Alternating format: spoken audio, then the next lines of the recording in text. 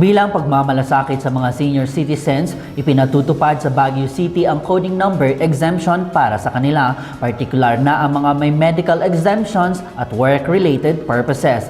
Detalye hatid ni PIA SLU intern Melvin Paluton. Ang mga senior citizens ay isa sa mga mahalagang bahagi ng lipunan tungo sa pagunlad. Ang kanilang kontribusyon gaya ng pagtulong sa cultural preservation at local development ay isang magandang epekto sa ekonomiya ng Baguio. Upang ipakita ang pagpapahalaga sa kanila, naglunsad ng bagong ordinansa na makakatulong sa mga senior citizens. Sa pangunguna ni Councilor Jose Molintas, layunin ng City Council Ordinance No. 94 na mabigyan ng coding number exemption ang mga senior citizens na kinakailangang dumaan sa Central Business District area mula alas 9 ng umaga hanggang alas 3 ng hapon para sa medical appointments at work-related purposes. Kasama rito ang mga senior citizens mula sa Baguio, La Trinidad, Itogon, Sablan, Tuba at Tublay Oblast area. Nung lumabas yung result ng study, sinabi naman ng Traffic Enforcement Unit na hindi namang nakaka-apekto sa traffic yan pag 9 to 3. 9 o'clock in the morning to 3. So, earlier than 9, nakakadagdag siya sa trapiko at saka past 3 o'clock, gano'n. So, inulit ko yung second reading niya na pinapa-approve ko na yung ordinansa based on the study conducted by the Traffic Enforcement Unit at saka recommendation ni Mayor. At pumayag naman ng Council na gawing including the list.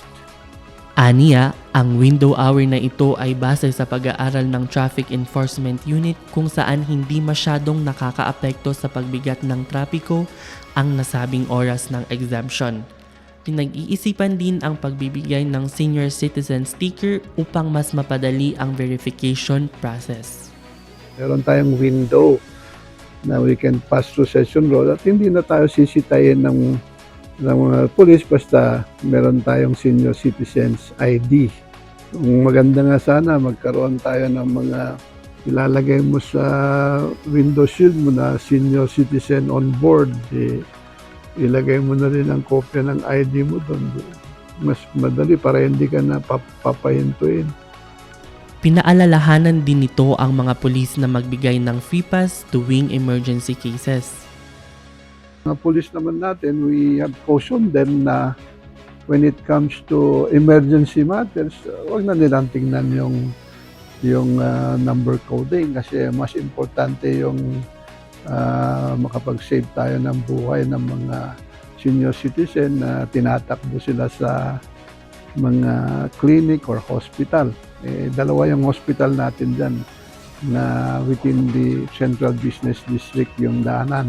Nagbigay din ng paglinaw ang opisyal kung bakit hindi kasama ang mga PWD sa nasabing ordinansa. Napakahirap kasi pag PWD kasi maraming classification ng PWD.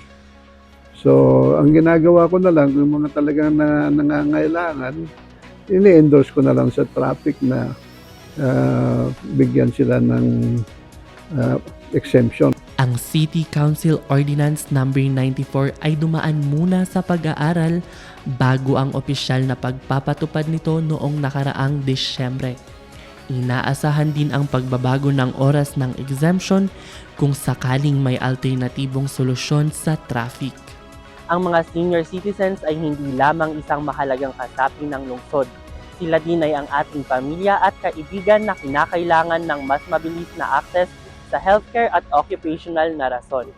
PIA SLU intern Melvin Paluton para sa PIA News Cordillera.